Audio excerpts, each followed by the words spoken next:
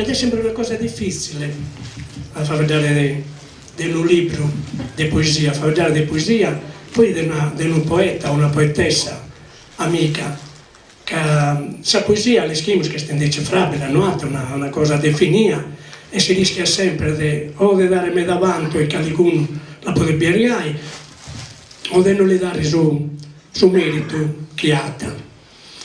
E perciò è compito arduo analizzare i valori artistici o estetici che caratterizzano la poesia autentica, per il fatto che sono essi che distinguono e differenziano, virgolette, la comunicazione poetica dalla semplice comunicazione linguistica, quelli che differenziano gli specifici messaggi poetici dai generici messaggi linguistici. È tutto un pago. Se poi devi parlare di un poeta amico e della sua poesia, nel nostro caso di una poetessa, l'imbarazzo si accentua, soprattutto se ne evidenzi giustamente i meriti, perché si corre il rischio di essere fraintesi, di essere tacciati di partigianeria e di sminuire agli occhi del fruitore persino il reale valore dell'opera e dell'autore. Questo è regno di pensare che Rosalba Satta, cereale, stimata poetessa, autrice di altre 2 importanti raccolte di liriche, mi chiese di scrivere 2 righe di introduzione a questa sua terza opera, Poesia d'amore. Con Rosalba siamo amici da più di 30 anni. Prima che con lei lo ero del padre, Franceschino, uno dei più grandi poeti sardi del Novecento, e conoscendo di entrambi il valore umano e poetico, questo pensiero non poteva non condizionarmi. Caso sole non si può scurare chi sa mano. Di Rosalba Satta nel 1986, assieme allo scrittore Mario Ludi, ho avuto il piacere e l'onore di scrivere la prefazione al suo primo lavoro dal titolo Poesie. Una raccolta di grande spessore poetico, dove l'autrice concepisce l'essenzialità delle cose e le trasfonde nei suoi fulgidi versi. La sua poesia è agile, leggera e profonda in un tempo, parte dalle radici, dal passato attraverso il presente e si dirige verso l'alba di un futuro migliore, un futuro di amore, di pace, di uguaglianza fra i popoli. La poetessa, durante questo lungo percorso, ha incontrato e superato gravi e dolorosi ostacoli affettivi. La morte del padre, Franceschino, dei fratelli Paolo, Luciano e Gavino e dell'amato consorte liberato Ciriale. Ma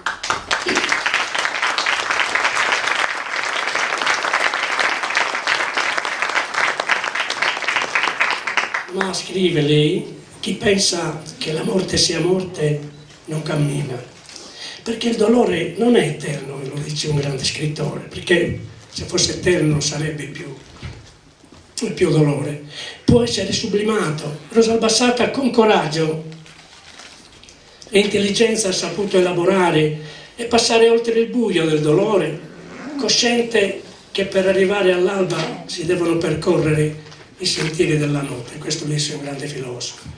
La poetessa la sua notte l'ha percorsa e superata grazie all'amore del marito, dei figli e soprattutto dei nipotini Anna e Alberto, piccole stelle che con la loro innida luce dal cielo della loro innocenza le hanno rischiarato il cammino.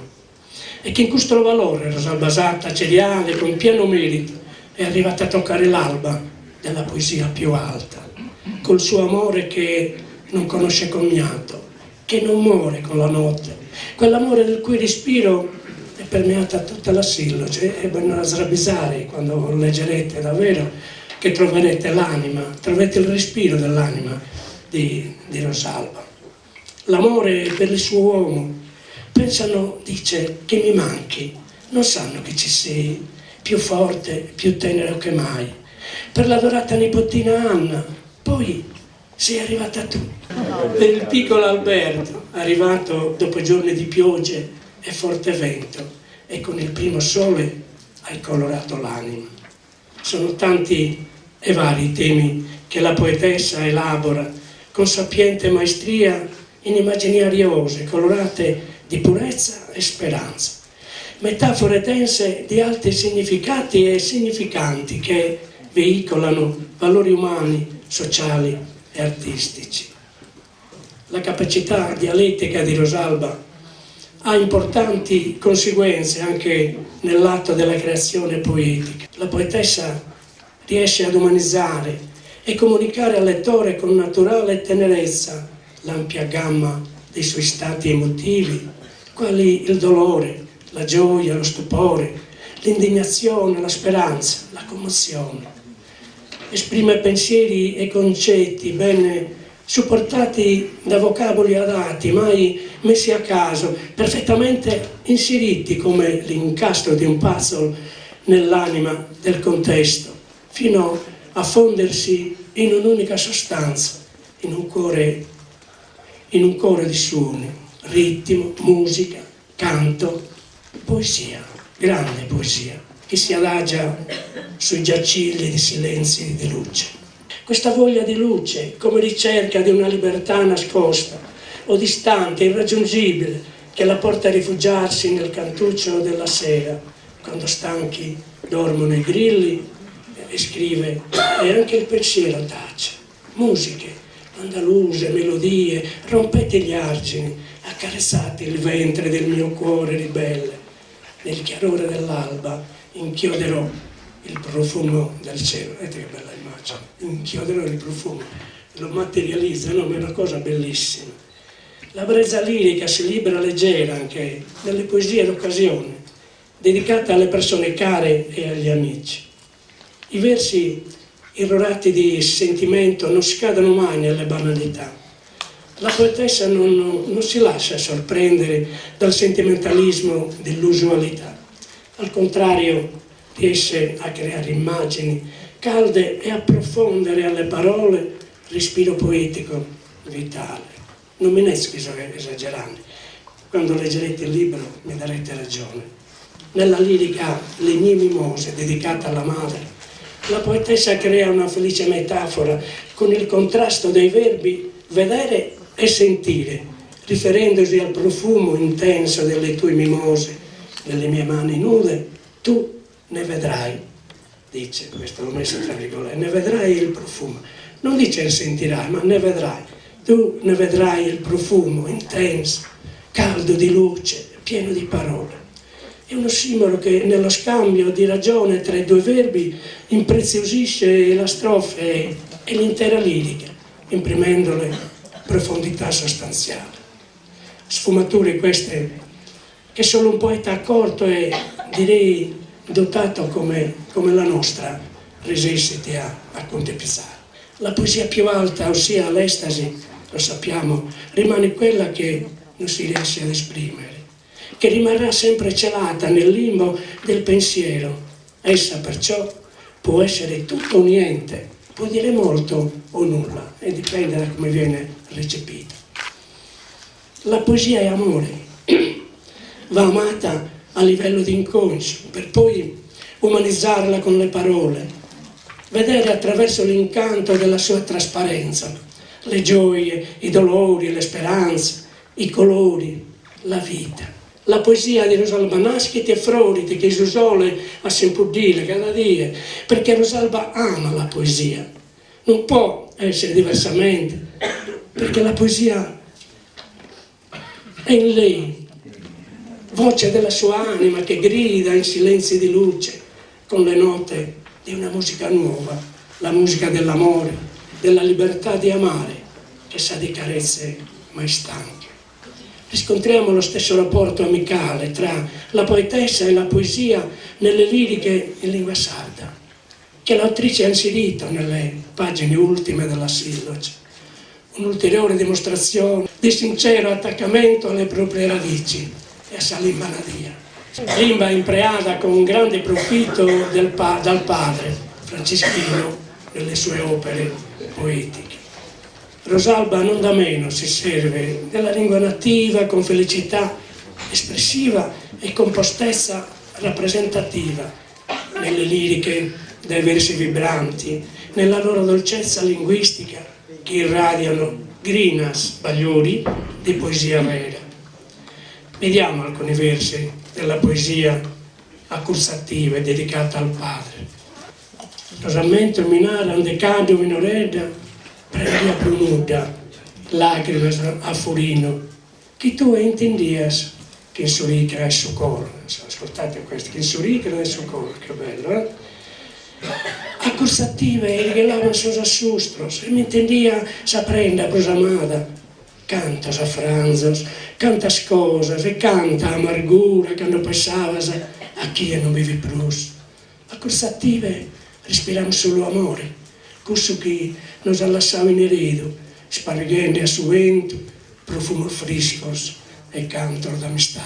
La poetessa sogna che le sue speranze diventino realtà in intro di un tempo nuovo, storico, il fusto di giustizia e libertà, dove i spezzinos possano crescere serenos e galanos. La poesia di Rosalba si libera davvero leggera in subbanze questo cielo, con ali di speranza nella perenne ricerca di luce, verità e libertà, per abbracciare si spanto e si speranza che in salute del suo coro. Rosalba sente e fa suoi i problemi del suo prossimo. Parole e pensieri sono musica dei sentimenti, note di speranza che lei scrive nello spartito del futuro dei giovani, degli ultimi, gli emarginati, un canto di libertà che si fa grido a difesa dei più deboli.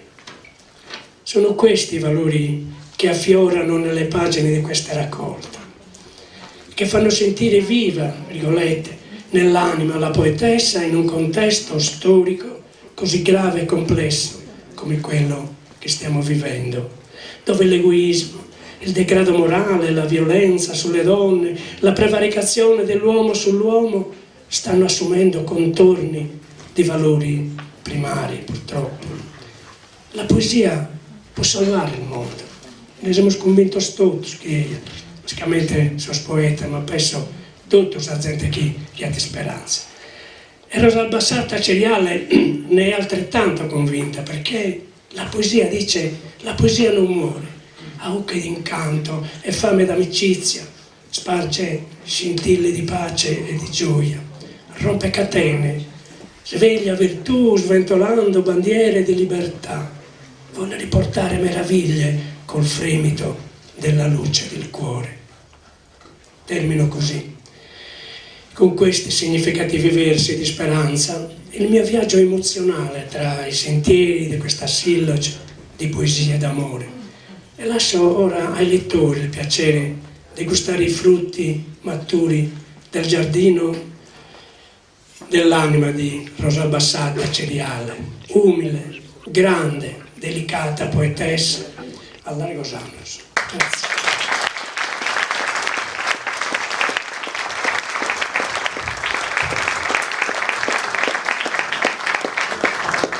Il direttore avrebbe detto, Tonino Brugusi, parlerà l'editore che è anche pittore e scrittore, Claudio Moita.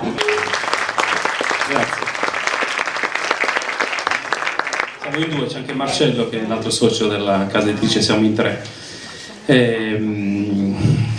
Sono bellissime le parole di Giovanni Piga, e quindi io sinceramente non mi sento di dire di più di quello che ha detto lui e di quello che anche ha scritto. Mi limito a trattare diversamente il mio intervento, nel senso di raccontare un pochino Rosalba, per poco, perché poi lei che dobbiamo sentire e le sue poesie che sono le cose più importanti, tra l'altro. L'altro giorno ero a una presentazione, mi hanno invitato alla presentazione di un libro di fantascienza, e a un certo punto, quando non si hanno più domande da fare, uno del pubblico ha chiesto alla scrittrice qual era il momento in cui aveva l'ispirazione per scrivere, e lei ha risposto che lei non ha ispirazione, il suo metodo è lavoro, lavoro, lavoro. E in quel momento io ho pensato a Rosalba, perché con la sua schiettezza sicuramente sarebbe intervenuta, perché la baggianata che ha detto questa scrittrice è una baggianata, cioè non esiste specialmente nella poesia, lavoro, esiste emozione, esiste voglia di esternare qualche cosa, non esiste il lavoro, perché se la poesia diventa lavoro non è più poesia. Questo è il dato di fatto. Allora questa scrittrice che ha venduto 170.000 copie nel mondo, che non sono tantissime, nel mondo vuol dire che a livello nazionale ne ha vendute 100, questo è il dato di fatto, no? Comunque 170.000 copie è un bel numero. E sono rimasto sbalordito, perché io ricordo Rosalba, quando l'ho conosciuta, quando mi sono trasferito in Sardegna, dopo 20 anni, io sono sardo, sono del Sulcis, ho vissuto 20 anni a Firenze, poi mi sono trasferito in Sardegna e ho conosciuto grandi poeti, ho conosciuto Mario Luzzi, Maria Luisa Spaziani, Dante Maffia, grandi nomi della poesia e dell'arte, poi ho avuto la fortuna di incontrare Maria Lai e di sicuro non mi poteva mancare la conoscenza di Rosa Albassatta. Quindi la prima cosa che ho fatto quando mi sono ritrasferito, non ero ancora editore, qui in Sardegna, ho chiesto, con i pochi mezzi che c'erano, all'epoca non c'era Facebook, non c'era questa cosa, se la potevo incontrare. E lei molto gentilmente mi ha detto sì, vieni a casa mia. Lei mi ha aperto le porte di casa sua e ho ancora dentro di me, gliel'ho detto anche l'altra volta quando ci siamo incontrati, il ricordo del primo incontro con Rosalba e con Liberato. Io sono entrato nella casa e in quella casa c'era leggerezza. Attenzione, non leggerezza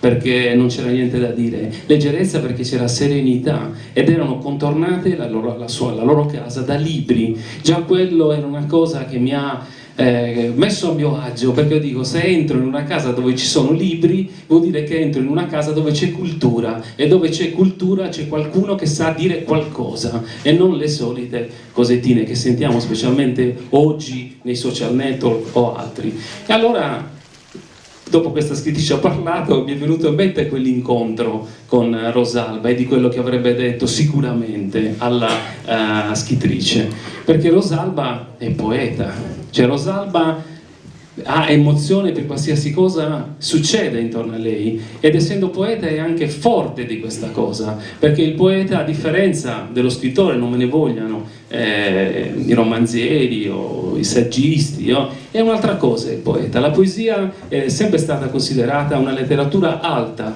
anche se adesso è diventata marginale, non si fa più a scuola, non si promuove, quindi io sono contento che poi ci sia tutta questa gente oggi per ascoltare le poesie di Rosa Albassatta. La poesia è importante, senza la poesia non si può vivere, l'ha detto anche Giovanni prima, la poesia è l'unico metodo per salvare il mondo. È una cosa che io chiesi a Mario Luzzi quando lo incontrai, gli dissi, maestro, ma secondo lei l'unica cosa che può salvare il mondo è la poesia, non c'è altro, perché la poesia non è solo quella scritta, ma è in tutte le cose che noi facciamo tutti i giorni, nel salutare nostra moglie o cogliere un fiore o avere un pensiero gentile o aiutare gli altri. Quella è poesia, e Rosalba è brava a riportarlo e a lasciarcelo, perché la bravura di un poeta è quello anche di lasciare agli altri le emozioni che ha vissuto. Questa è la grande dote di Rosalba, che nella semplicità che ha descritto benissimo Giovanni apre, che poi tanto semplicità, attenzione, semplicità non vuol dire semplicistica, che è tutt'altra cosa. La sua poesia è semplice ma è complessa, perché per entrare nella poesia di Rosalba bisogna avere un animo predisposto, o se non ce l'hai cominci a fare qualcosa per predisporti alla poesia di Rosalba, e dopo che hai letto la poesia di Rosalba è improbabile ed è impossibile non emozionarsi. Io l'ho letto anche da poco, l'ho riletto per venire oggi alla presentazione e ho trovato dei passi veramente stupendi. Giovanni Piga ne ha riportato alcuni, ma il libro è pieno di passaggi importanti della sua vita. Lei ricorda, ha parole gentili per tutti, lei non sbraita, non urla, non impreca, lei gentilmente ti dice una cosa e ti fa riflettere, perché solo con la gentilezza possiamo sperare di avere un dialogo con gli altri, non con le imprecazioni, non con le urla come siamo abituati purtroppo da chi anche gestisce la cosa pubblica ultimamente. Invece non è così. Non è che si interloquisce con gli altri si adotta l'intelligenza e la semplicità e la gentilezza. Questo è Rosa Albassatta, queste sono le poesie di Rosa Albassatta e le cose che mi hanno colpito. Io oggi sono anche emozionato perché sono l'editore, sì, ma sono in una veste strana, perché Cioè, lei per me, lei ha fatto la prefazione al mio secondo libro e quindi come faccio ad essere editore di di una poetessa che ho sempre considerato una delle pene maggiori della Sardegna. Insieme, adesso ho avuto l'onore anche di conoscere Giovanni Piga, che non fa altro che aumentare diciamo, la mia piacevolezza, il mio anche orgoglio di aver conosciuto e di aver sentito dalle loro parole, dalla loro bocca delle parole importanti per me. E quindi mi trovo in questa veste di editore mio malgrado, ma sono anche felice perché, come vedete, Rosalba non pubblica a ogni piè sospinto, come si dice, pubblica quando ha delle cose da dire, mentre oggi si tende a pubblicare anche se è uscito il gatto fuori, lo devo dire, cioè non è così, lei dice quando ha da dire. E infatti vedete la cadenza è molto dilungata nel tempo, ma quando esce con le cose che ha da dire sono delle frecce che arrivano a bersaglio. E questa è l'importanza del poeta, e questa l'importanza di chi deve scrivere. Non è importante la quantità, ma è importante la qualità e delle cose che dici. E quindi molti dovrebbero imparare. Rosalba dà un segnale forte su questo, no? A chi scrive, specialmente di poesia.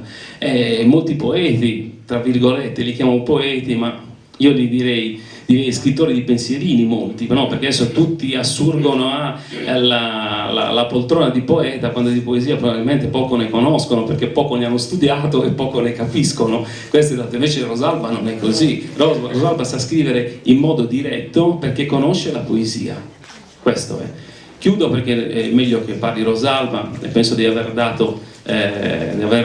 detto tutto quello che era il mio pensiero. Volevo chiudere dicendo: io mi auguro che oggi voi siate venuti non per Rosalba Satta Ceriale, ma siate venuti per le poesie di Rosalba Satta Ceriale, perché, come dice Rosalba in una sua poesia, la poesia non muore. Noi moriremo perché siamo umani, ma la poesia di Rosalba deve restare. Quindi se anche qualcuno è venuto perché dice: se non vado poi ci sa Rosalba, perché poi Rosalba è brava a bacchettare, chissà cosa mi dice, no? Allora cambiate idea quando siete venuti qua e dite: io sono venuto per la poesia di Rosalba Satta, perché è quella che ci rimarrà, è quella che noi avremo a casa nostra, che ci darà un momento di gioia, di felicità e di pensiero quando ne avremo voglia. E lì Rosalba la potremo aprire tutti i giorni, anche se lei non viene a Nuoro, non la potremo vedere.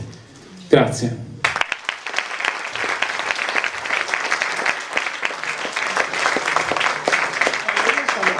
Davvero che se ci fosse stato liberato mio marito e avesse sentito i vostri interventi sarebbe stato gonfio, orgoglioso. Vi ringrazio molto, davvero. Sentite lo stesso. Sì, penso di sì. Siete presenti. Allora io volevo dirvi una cosa. Innanzitutto voglio fare dei ringraziamenti, li faccio all'inizio, perché così se mi dimentico qualcuno lo faccio alla fine. Perché la volta precedente, quando ho presentato il libro, mi sono dimenticata e mi è rimasto come cioè un bisogno di dirlo, ecco, per potermene liberare. Mi ero dimenticata di ringraziare Franco Deledda, che faceva parte allora dell'amministrazione comunale e che si era dato da fare moltissimo per quanto riguarda la cultura, per quanto riguardava il mio libro. L'essermene accorta dopo che mi è stato riferito, perché non me ne sono nemmeno accorta, perché ero evidentemente molto emozionata, mi ha un pochino rovinato una giornata che era stata meravigliosa. E quindi lo ringrazio oggi perché, come dice Giovanni, sicuramente ci sta ascoltando.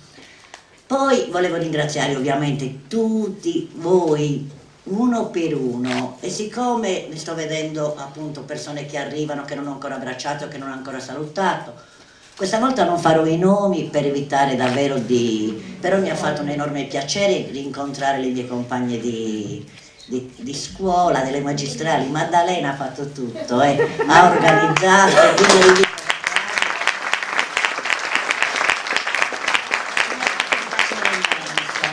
e poi devo ringraziare per forza, perché è giusto, anche i rappresentanti, perché sono venuti anche da Budoni tante persone, il rappresentante del Consiglio Comunale Antonio Addis, non mi ricordo il nome dell'altro, però vi ringrazio moltissimo, davvero molto. Il mio amatissimo provveditore di studi, che se lo dimentica, queste persone le devo dire, insomma, no? Genesio Serra, che è un amico carissimo che si assomiglia molto a Peppino Canneddu come uomo, sono due persone meravigliose, che è venuto da Porto Torres, se non è amicizia questa che cos'è? Ditelo. Va bene, dai, ne parlo dopo perché altrimenti mi emoziono. Allora, lo dico anche per Giovanni Pira, che sentirete, che meraviglia che, mamma mia, vero Graziella? Eia, ti chiamerò io perché le poesie che reciterai saranno inserite all'interno del discorso che farò io.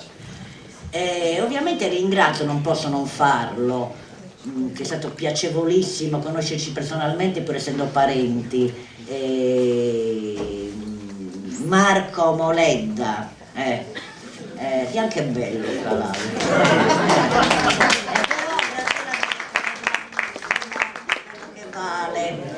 Niente, quindi leggerò il mio intervento perché lo voglio conservare e lo voglio conservare soprattutto per i miei nipoti, per un domani. Spero di esserci, ma qualora non ci fossi, leggeranno. E poi ve l'ho detto, se ho dimenticato qualcuno lo dirò. Comunque grazie a tutti quelli che mi hanno dato una mano, questo che sia chiaro, vi ringrazio tutti quanti, quindi questa volta non me ne vado col rimorso, dormo stanotte. Allora, qualcuno ha scritto che spesso le parole scritte sono una rete per catturare la bellezza. Mi piace pensare che sia così, e forse lo è. Anche perché ogni tanto mi accade di imbattermi in qualche perla rara.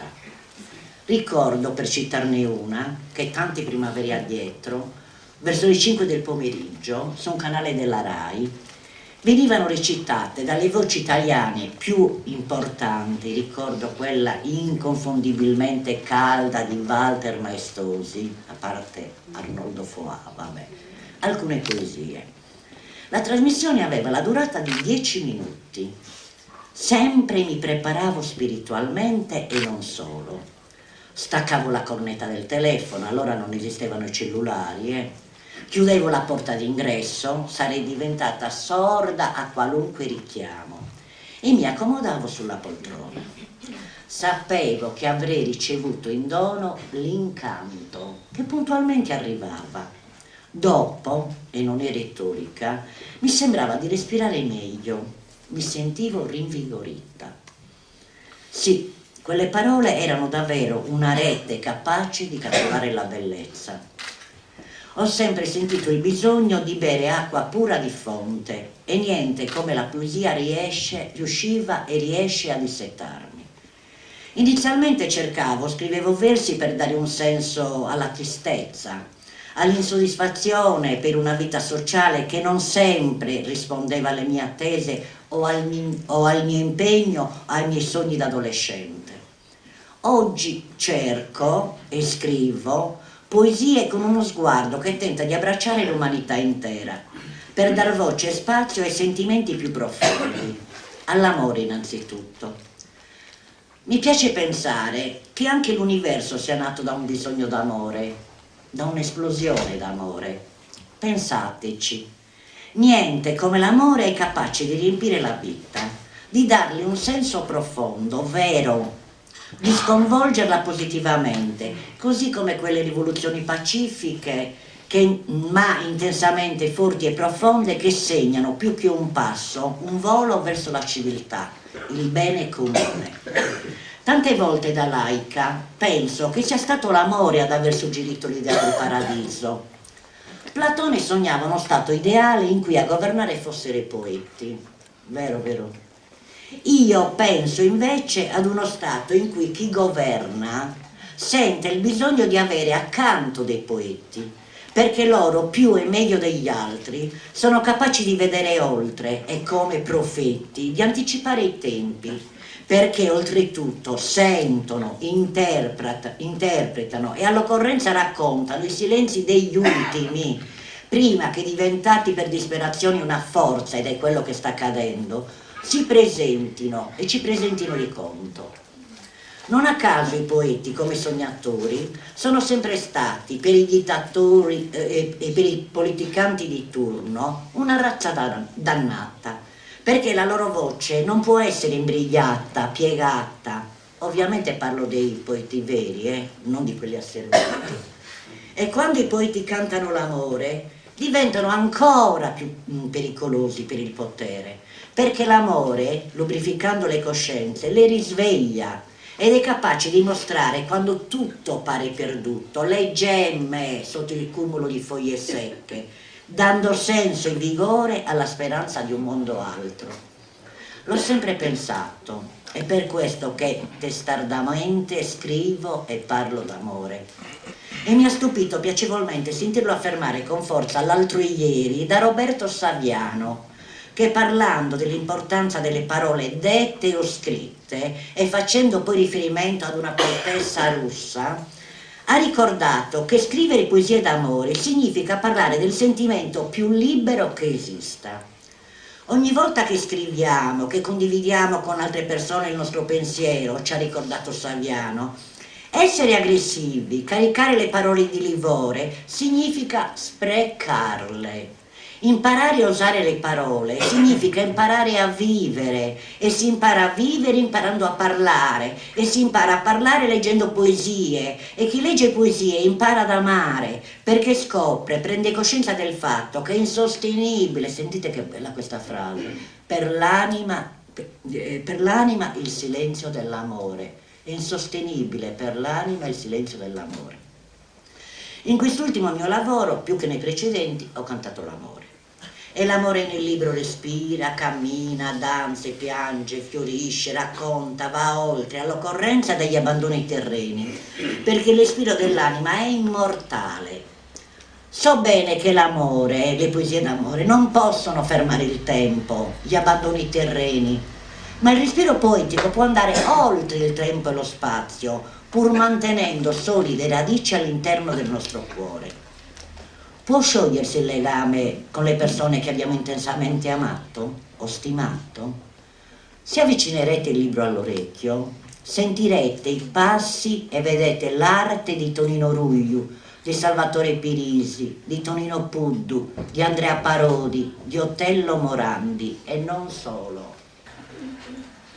È qua, nelle tue tele, la purezza del volo, la grande tenerezza delle case di ieri, i sentieri del bosco, il rosso dell'autunno, i tramonti ed il mare, il vento palpitante e l'eterea bellezza del paesaggio solare. È qua il lentisco ed il mirto, i cardi e il fieno giallo. È qua la luna, la tua luna di fonte, l'amica di una vita eterna ispiratrice di purezza. E tutto intorno si muove la poesia, l'ansia selvaggia delle tue illusioni, le tue rocce spogliate, la chioma sciolta della tua fontana. La tua poesia è il canto sommesso e lieve di ansie antiche, di fontane assetate, di piogge di silenzio, di esplosioni di sole. Il tuo volare alto, il tuo planare, il tuo andare lontano e ritornare è qua. Ce l'hai lasciato tu in eredità. Bravo!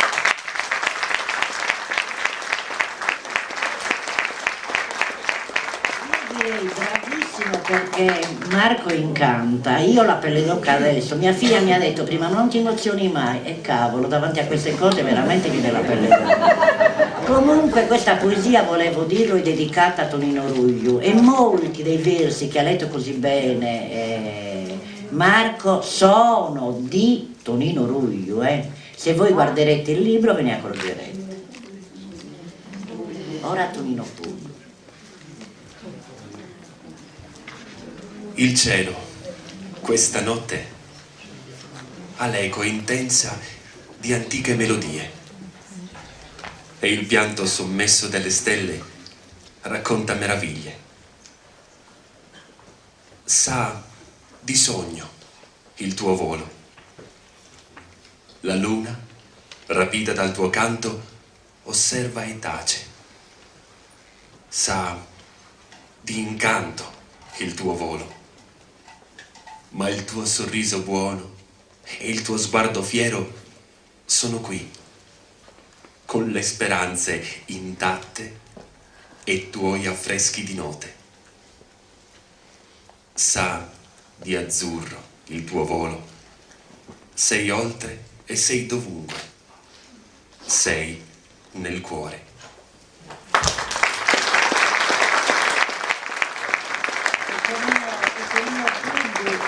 È davvero nel cuore, ma di tutti, non solo i nuoresi, di tutti i sardi e non solo. Io gli ho voluto un bene dell'anima, lui lo sapeva. C'era uno scambio continuo fra di noi, comunque che bello averlo conosciuto, perché davvero ognuno di noi è il prodotto delle relazioni che ha avuto e non ha avuto. Incontrare nella propria strada determinate persone e riconoscersi è magnifico, perché si cresce, si migliora, si diventa più belli, indipendentemente dalle rughe.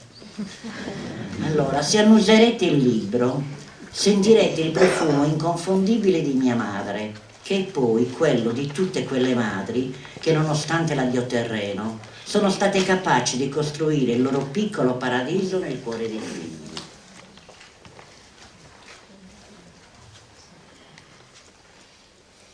Vedrai le mie mimose ed il profumo intenso, ebbro di luce, pieno di parole, riprenderà per mano un ritornello antico, forse una ninna nanna, fatto di suoni, odori e ciocche di magia. Vedrai le mie mimose, udrai fra 1000 camminate tutte uguali il mio passo di figlia, e bisbigliando appena daremo nuovi suoni a sentimenti antichi. Le tue mimose nelle mie mani nude, tu ne vedrai il profumo intenso, caldo di luce, pieno di parole.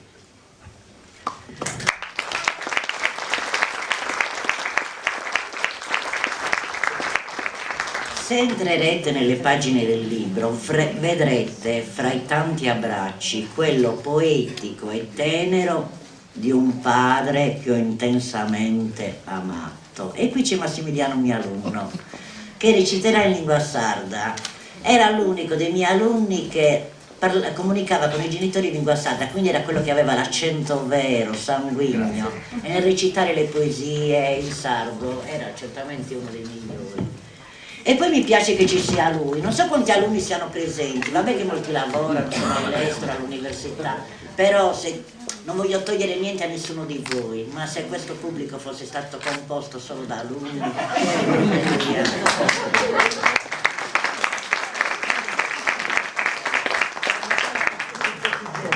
e forse migliori, chissà. Più giovane. A Slassano in Sagra, a Senghirio, profumo d'urca è forte l'amistade. Mi vende che rispetto e bonitade. A semenao flores de consolo, in sosprador dess'anima, chi vinza scomo florini, ninnande su coro, a bella bello. Sosammento minarana, decando minoredda, pranghia pronudda, lacrima s'affurino, chi tu intendias, chi in soricre su coro. A curzative, irgelavan sosa sustroso, e mi intendias a prenda prusamada. Cantos a franzoso, cantas cosas bellas, e canta amargura, quando pensavas a chi non bevi pruso.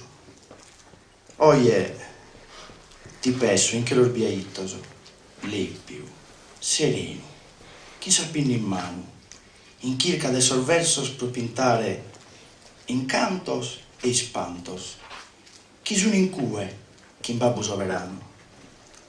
A curzative respirava solo amore, cussu che non si lasciava in ereditade, sparghenda su ventu profumor friscoso e cantore d'amistade.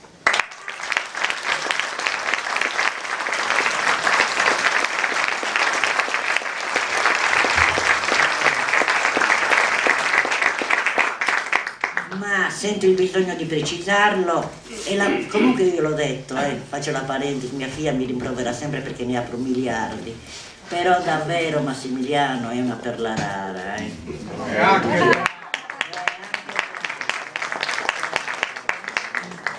Ma sento il bisogno di precisarlo e l'amore, questo lo voglio precisare davvero, è l'amore per mio marito che ha guidato la mia mano e che ha dato un senso profondo alla mia vita di donna, di madre, di cittadina. Per lui e grazie a lui ho scritto i versi che più mi sono cari, anche perché, e non è un fatto secondario, è entrato da protagonista nella mia vita non per destino o per caso, perché noi la famiglia di origine non ce la scegliamo, ci siamo, nasciamo. Può andare bene, può andare male. A me è andata alla grande, però poteva anche andare male. I figli ugualmente non ce li scegliamo. Può andare bene, può andare male. Mi è andata ugualmente bene, però poteva andare male. Ma il marito o la moglie te lo scegli. Anche qua può andare bene, può andare male, ma quando va bene, orgasmo mentale che dura tutta la vita.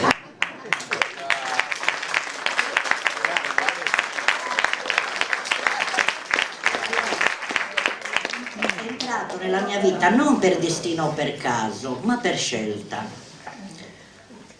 Ho letto una citazione su Facebook, serve anche per questo Facebook, se usato bene, che riassume esattamente la nostra storia. Poteva toccarmi in 1.000.000 di modi. Decise di farlo nel modo più bello. Sfiorò la mia mente. Dopo l'amore... Oh, scusa, tu.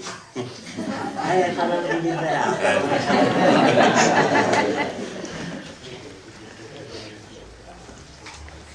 Pensano che mi manchi. Non sanno che ci sei, più forte e più tenero che mai. Da quel bacio di allora è nato lo stupore di un'emozione che non avrà mai fine. Lo sapevamo entrambi. L'amore, quello vero, non conosce confini. Un prima o un dopo, un punto e a capo. Pensano che mi manchi. Non sanno che ci sei, più forte e più tenero che mai.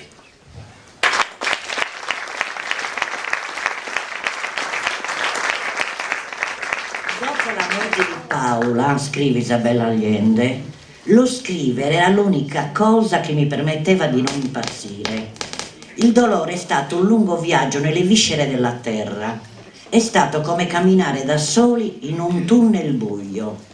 Scrivere era il mio modo per uscire dal tunnel ed è forse per questo inconsapevole desiderio di uscire dal tunnel che ho deciso di scrivere, di pubblicare e di dedicare questo libro a lui, a mio marito, dopo avergli dedicato il primo nel lontano 1986 con una dedica che sono andata a rileggere, Bette è bella, una dichiarazione d'amore favolosa e non me la ricordavo.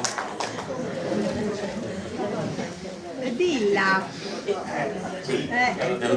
Che dedica è? No, ce l'ho nel libro. No, ma il contenuto era è lui che guida la mia mano, è sempre lui che dà senso alla mia vita. Beh, dai. Mio padre si è ingelosito, perché la lettera è rimasta un po' così. A babbo forse dava fastidio anche un po' il cognome Ceriale, Rosalbassata, quando mai prendi il nome. Siccome Rosalbassata in Sardegna ce ne sono altri 2 o 3, una delle quali è anche insegnante elementare, ho detto no, io mi voglio prendere la responsabilità delle mie parole, delle mie azioni. Rosalbassata Ceriale, l'unica in Sardegna.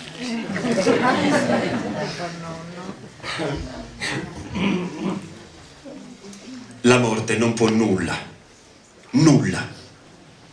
Il nostro amore percorre altri sentieri, tra eterei primavere d'abbracci e albe di carezze mai stanche. La morte non sa nulla della nuova musica del cuore. Oggi più di ieri mi torna spesso in mente una significativa riflessione filosofica a proposito dei sogni. Se non ricordo male, Lucrezio affermava che le immagini dei sogni, e forse è vero, si formano da atomi sottilissimi che si staccano dal nostro corpo. Non so se corrisponda alla verità, ma certamente qualcosa di magico accade, visto che il sogno non conosce addii. Resiste il sogno, più forte della morte, consente i nostri incontri, complice di un amore che non muore. E lì ci ritroviamo, e tutto intorno è vita, è un'energia pulita che incanta e rasserena. Non esiste il timore del distacco, è scacco matto al tempo. E forse questa l'immortalità.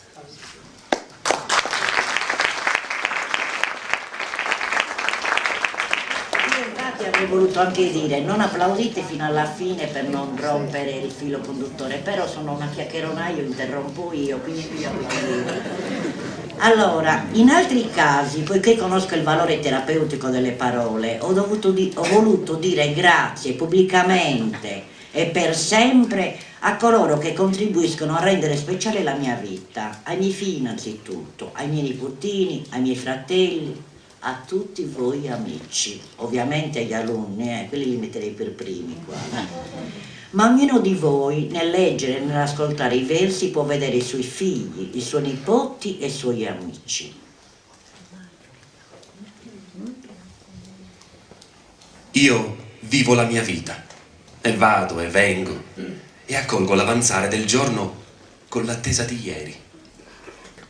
Ma l'anima è ferita, lacerata, e l'affanno che viene incatena il respiro. Lo so che ho avuto tanto, i colori del cielo li ho tutti come ieri, e la mia pena mi tormenta il non averti a fianco come prima, ma mi salva la netta sensazione di camminare ancora insieme a te. Questa poesia l'ho scritta dopo l'addio terreno di Paolo, mio fratello amatissimo, mamma mia, quell'altro. Però che fortunata che sono stata, cioè fratelli meravigliosi, anche se li avessi avuto per meno tempo, mi sarei sentita orgogliosa come mi sento, Gavino, Luciano, non lo so. La gente può pensare che con me, qualcuno me l'ha anche detto, la sorte sia stata troppo severa, però se andate a vedere, poi mio marito, immaginate, poi se andate a vedere invece ho avuto moltissimo, ho avuto una famiglia di fratelli meravigliosi, una famiglia, vabbè, non mi posso lamentare. E ora c'è Giovanni Pira, del quale io sono innamorata, ve lo dico subito. Devi recitare poesia dedicata a mia nipotina, come l'abbiamo conosciuto, con Graziella, mia figlia. Eravamo stati invitati a 100.000 poeti per il cambiamento da Valeria Gentile e nello stesso giorno in tutto il mondo venivano recitate le poesie. C'era anche Giovanni Piga, no? Ma di Giovanni Piga non mi stupisco perché lo so che è bravissimo, quindi vabbè, ok. No, è come vedere, cosa vi posso dire, cose belle e altre cose belle, no? Giovanni Pira non lo conoscevo, mai visto. Lo sentiamo recitare a braccio come farà oggi perché si vede che è pronto, È una meraviglia. Ci siamo avvicinate con mia figlia e con Graziella e abbiamo scoperto che era amico carissimo di Babbo, il che me l'ha reso ancora più caro. Quindi da allora siamo incontrati via Facebook, indipendentemente dall'età, vedi? Dai. Anenia? Anenia.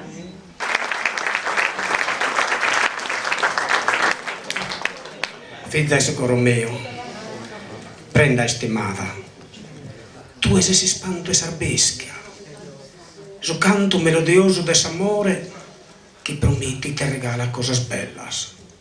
Tu sei su tempus venidore, e fusto dai cantos de sole. Tu es figlia socorro mio, figlia estimada, sonar nara durche de su mare, salucche soberana esas stellas, e tappa a inventare sempre cosas bellas, para inventare escossuras de sueños del core e para carinare que en versos veludados del entore.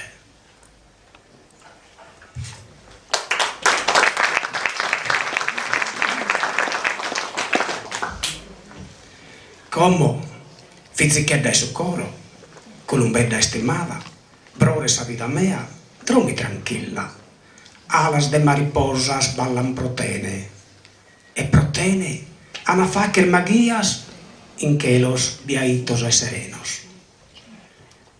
Drommi, drommi, drommi serena, adenea.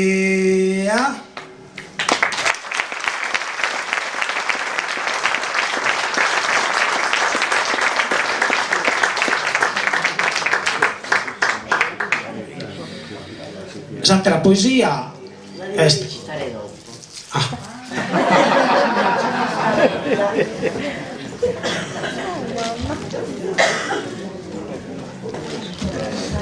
Allora, ho rivolto dei versi, come a volte mi accade, anche a quel Dio che sa ascoltare anche il non detto e che è sostegno, porto sicuro, voce che rassicura, promessa consolatoria di rinascita.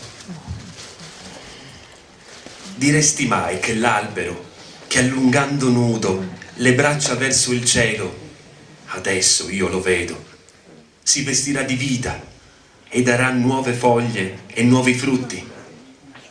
Diresti mai? Pare normale, l'ovvio. Eppure, se ci pensi, racconta la rinascita, perché nuove saranno le sue foglie, nuovi i suoi frutti. La vita, che danza una musica infinita, restituisce i colori alla bellezza. Accade ed accadrà per l'uomo. Lo so, lo sento. Quando sento recitare Marco penso a quello che un giorno disse mio padre, no, a proposito delle poesie. Disse: una bella poesia se recitata male diventa brutta. Una poesia bruttina diventa accettabile se recitata bene. Allora, ma soprattutto questo libro, fra poco termino, così interverrà qualcuno di voi, ma soprattutto questo libro l'ha accolto bene Giovanni Piga, è un inno alla vita, all'arsura di luce e al volo, è perciò un occhio attento al mondo che oggi più di ieri ha urgente bisogno d'amore. Giovanni Pira con Ma sa poesia non morit.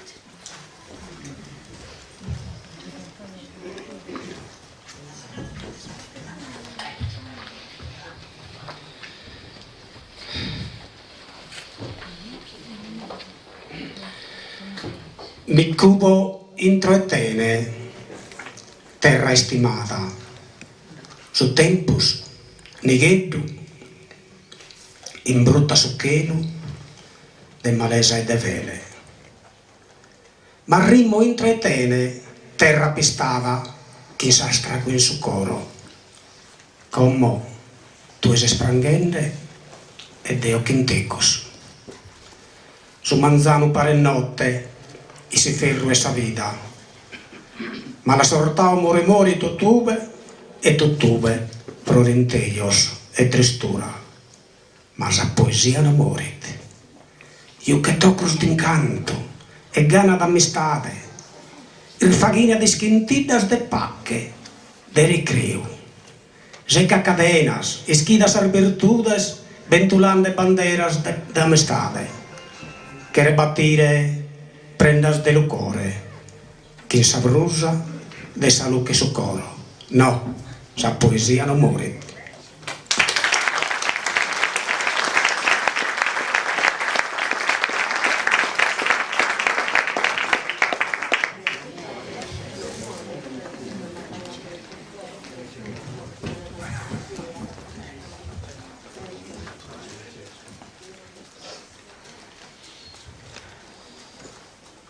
Una volta credevo che la cattiveria fosse una pianta rara e l'ingiustizia un fatto eccezionale. Una volta credevo che a tessere la tela dell'inganno fosse un ragno isolato, magari un po' malato.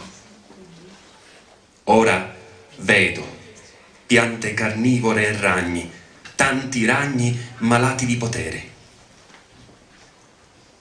Ma la cicala canta e la ginestra, ubriaca di luce, veste di giallo il giorno. Non posso poi non parlare di colui che ha realizzato la bella copertina del libro, bisogna farla vedere, è bella davvero. Il maestro che è qua rischiava di non esserci, il preside aveva organizzato Bete riunione e lui ce l'ha fatta, non so come. Allora, il maestro Alessandro Lobino, un applauso.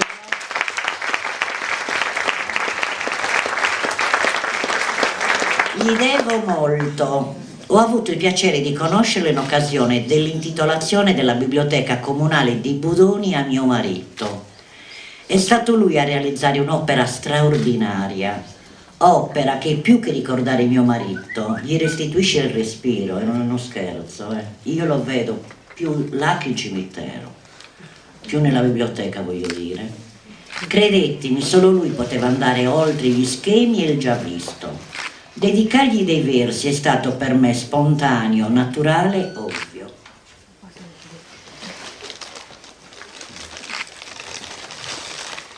E raschi, scrosti, pialli, raspi, gratti e peschi tra gli anfratti dell'anima e lì sosti. Hai sete di infinito, di visioni, di tesori nascosti, di bellezza. La tua arsura di luce e di calore dà colore al tuo sangue, ed il tuo sguardo puro, ebbro di dolcezza, regala linfa, forza e tenerezza alla mano che dà vita alla tela. Non c'è una parola inventata, tutto vero. Poi interverrà lui e dirà: ora concludo io, Alessandro. Mi piace concludere con una riflessione di Peppino Impastato. Se si insegnasse la bellezza, si darebbe alla gente un'arma contro la paura e l'omertà. Sono convinta che anche la poesia possa contribuire a realizzare il sogno di Impastato, che è anche il mio e sono convinta anche il vostro.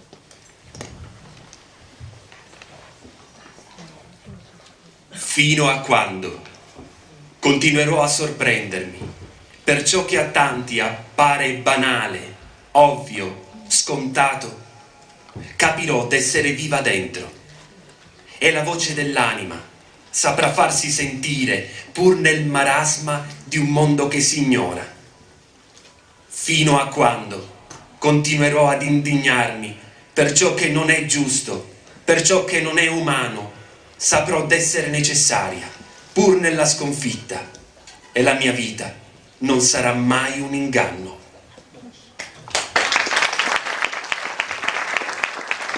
I miei versi toccheranno le vostre corde? Non lo so, ovviamente lo spero. Se ciò dovesse accadere, scopriremo di percorrere per un tratto più o meno lungo lo stesso sentiero, oggi ma anche dopo. E sarà bello avervi come compagni di viaggio, oggi ma anche dopo. Ora però ritorni qua, Marco, perché gli applausi bello te lo facciamo ora, vieni.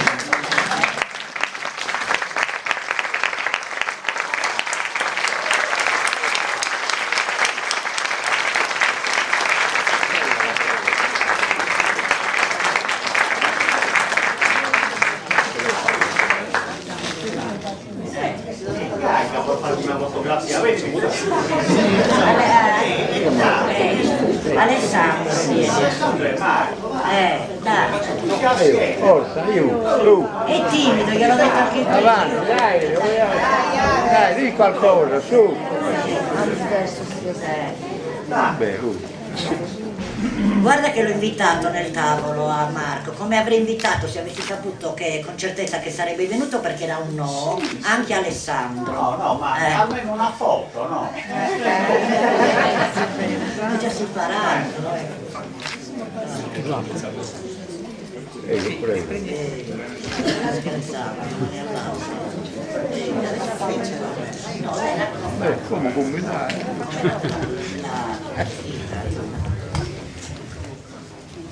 Buonasera a tutti. Salve.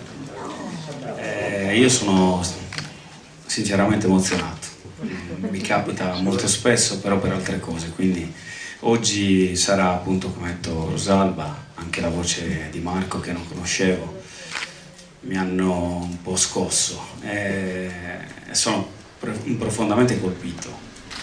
E anche grazie a questa lettura ho visto quello che tu hai scritto e credo che tutti abbiano visto. Quindi è un invito, io l'ho già letto, è un invito per tutti a leggere questo fantastico libro. Io conosco Rosalba non da tantissimo tempo, devo essere sincero, in realtà forse la conosco da tutta la vita, perché appena ci siamo incontrati nella sua casa ci ha fatto conoscere Giuseppe Borchedi, il sindaco di Budoni.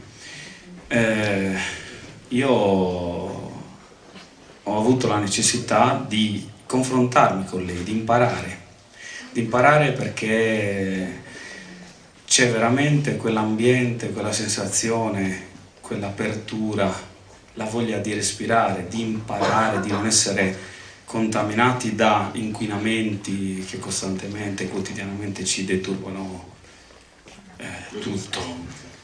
Quindi quando Rosalba mi ha chiesto di proporre, di studiare una copertina per il libro, io ho sofferto.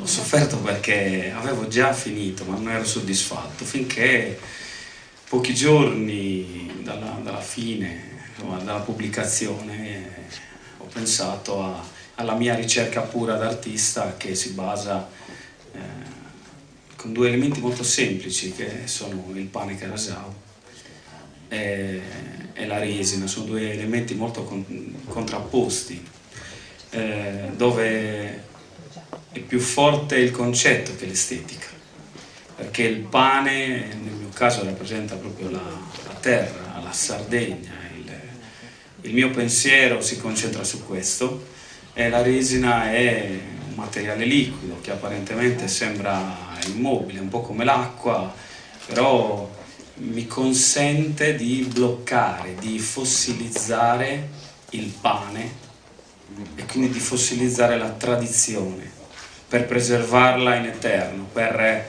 renderla appunto immortale.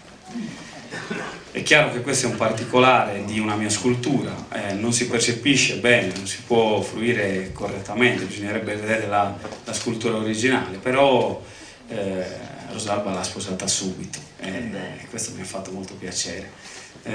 Io sono molto orgoglioso di essere qua e di essere, consentimi di dire, amico di Rosalba. Anch'io. Grazie a tutti.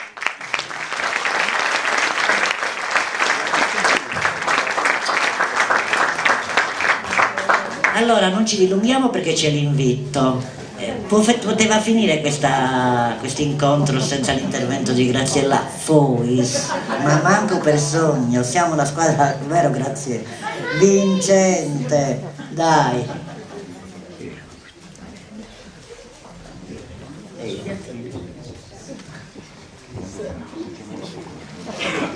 Oh, è lei che mi ha parlato di Marco, ecco. Le devo già molto, ma adesso le devo di più. E forse questa l'immortalità.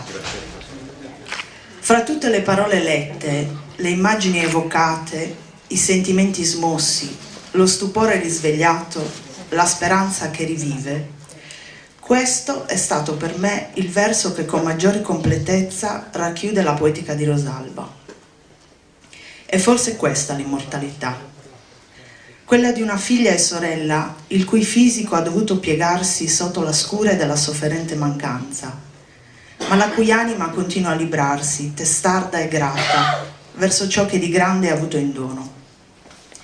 Quella di una moglie il cui corpo ha dovuto privarsi degli sguardi e delle carezze, ma le cui mani continuano a protendersi, convinte, verso ricordi tenerissimi di bene. Quella di una donna a cui la morte non ha potuto togliere se non ciò che miseramente può deperire. E forse questa l'immortalità. Essere capaci di rialzarsi dalle proprie ginocchia e continuare a camminare, non dimenticando la strada percorsa insieme a chi ci ha sorretti fino a prima di cadere. E voltarsi indietro per rendere grazie del cammino tracciato e da esso segnare nuove direzioni. E non sprecare l'avuto, ma raccoglierlo per trarne forza rinnovata. E voler vivere anche per chi non può più, e sentirsi custodi di un tesoro che non può esaurirsi, ma che continua ad alimentare se stesso ed è ancora capace di generare meraviglie. E forse questa l'immortalità. Non aspettare il paradiso per essere felici di riabbracciare chi ci ha preceduto, ma non essersi separati mai da quell'abbraccio e dalla sua forza, trarre vita per non permettere che la disperazione copra il bello, che nonostante tutto sopravvive alle brutture del mondo. E saperlo ancora scorgere con gli occhi grati per quanto la vita ha dato e non tolto, per affermare con ostinata tenacia che la cicala continua a cantare e le ginestre vestiranno di giallo anche il domani. Sì, è questa, senza il forse, l'immortalità. E soffiare sulle ceneri di un fuoco che appariva spento, e ravvivare una fiamma e illuminare non solo il proprio viso, e continuare a soffrire, ma non fermarsi al dolore. È un urlo che non si rassegna, e continuare a profondere amore. È poesia, è riconoscere di essere stati dei privilegiati e dire a se stessi che non tutto era dovuto, è ricordarlo, ridarlo al cuore e non solo al tuo. Sì, questa è immortalità.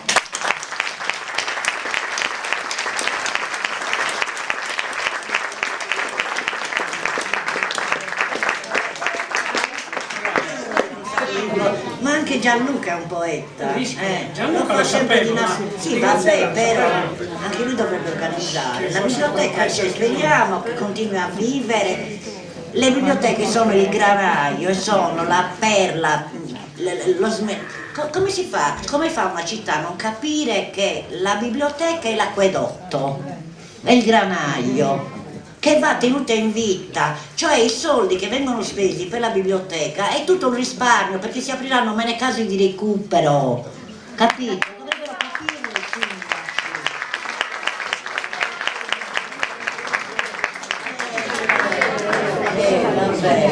Ma lo dicono tutti però, acquedotti, granai, non lo so.